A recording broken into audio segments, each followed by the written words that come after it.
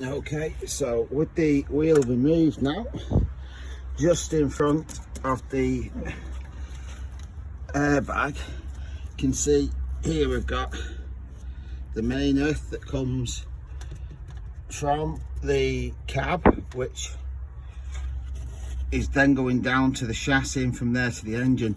Now if you look and I move this,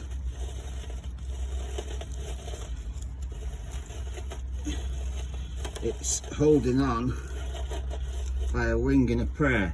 So what's that? When I do my tests, I'm getting the right voltages that I should until I try and start the car.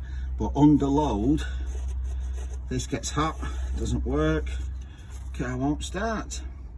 Right, we'll get one of those ordered.